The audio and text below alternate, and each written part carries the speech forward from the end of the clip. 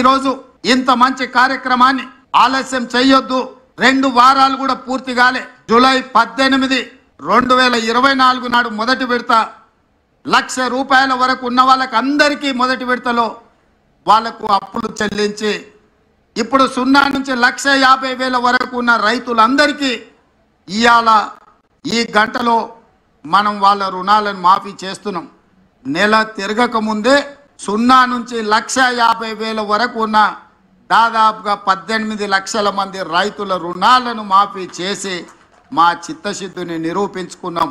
ఇక 0 నుంచి 2 లక్షల వరకు ఉన్న రైతు రుణమాఫీని ఆగస్టు నెలలో చేసి ఆగస్టు నెల రైతులకు దేశానికి ఎట్లయితే స్వతంత్రం వచ్చిందో, పరాయి పీడనలో విముక్తి కలిగిందో, బ్యాంకుల నుంచి అప్పు రుణ విముక్తులను చేసి స్వేచ్ఛ జీవులను రైతులను చెయ్యాలనేదే మా ఆలోచన.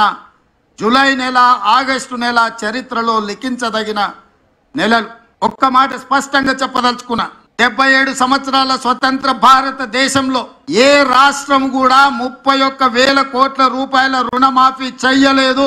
ఈ రోజు తెలంగాణ రాష్ట్రం మా ప్రభుత్వం చేసింది. ఇది దేశ చరిత్రలోనే రికార్డ్. ఈ రికార్డ్ రైతుల కోసమే చేసినాము, రైతులను ఆదుకోవాలన్న ఆలోచనతో చేసినాము.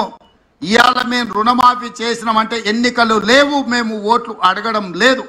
ఎన్నికలు ఉన్నప్పుడు, ఓట్లు అడిగినప్పుడు రాజకీయ పార్టీలు ఇట్లాంటి నిర్ణయాలు చేస్తాయి తప్ప రాజకీయ ప్రయోజనం లేకుండా రైతు ప్రయోజనం కోసం ఎప్పుడు జరగలే.